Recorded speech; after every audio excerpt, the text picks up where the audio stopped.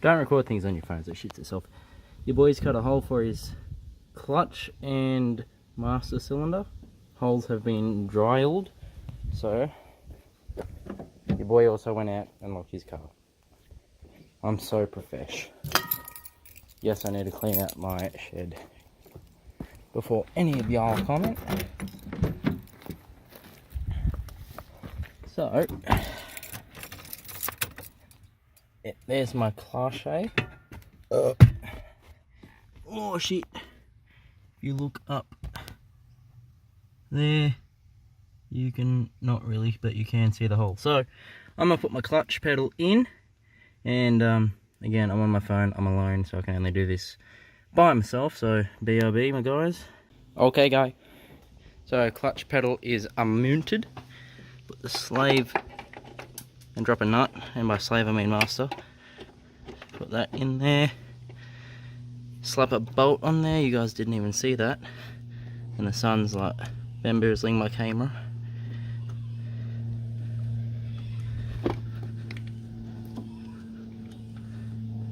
Alright, build complete. Skyline's finished. Alright guys, so this part was tricky because another moment where you can't get a phone or camera in here. Here's the clutch pedal. So the way I just joined it up to the master was, if you can see that little pin there, pop that out and then that pin there slides out. You can line up the hole on the master cylinder with the hole on the clutch pedal, slide that pin back in, push that one in, and there you go. So pretty much laying my back on the driver's side of the car is now done.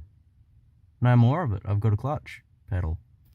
Last thing I want to do is pretty much just adjust that so I have the clutch pedal itself lined up with the brake pedal, if it's not already. Oh Jesus, fucking, oh shit, fuck me.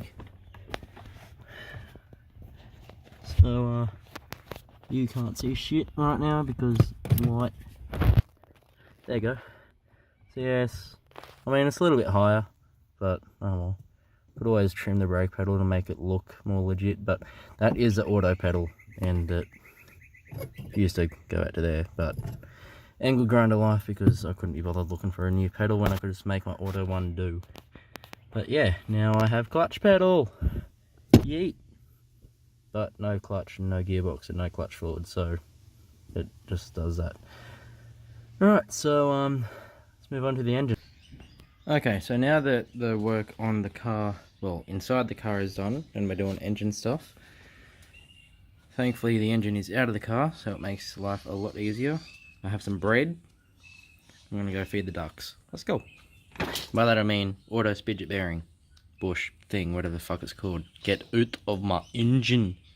I've got a manual brass one by Exedy inside the car, so pretty much what you do, you get bread or grease or something, fill up the end of the crank until it comes out, get a 14mm deep socket on an extension, put it in there and bash the fucker in, and the force will end up pushing this, I think it's aluminium bush out of the crank, and then you can just tap in your new one. So fortunately, again, no camera, no tripod sort of thing on my phone, won't be able to record the process, but it's pretty self-explanatory. Alright, so eventually you're going to end up pushing more bread in there. I was assuming I'm not going to have to tell you this part, but just shove more in, and when it's full enough it's not going to be able to compress anymore. That's when that is going to go fucking boom. And yes, I swear to you that will make sound effects.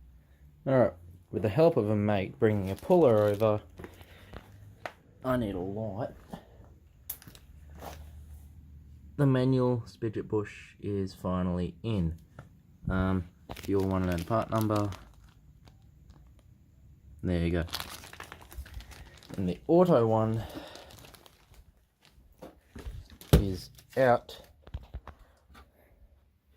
right here, so in the bin. So that is pretty much enough for today. I'm gonna go have a shower, have something to eat, and we'll start working on the car later on. So thanks for watching, and I shall see you all at a later date.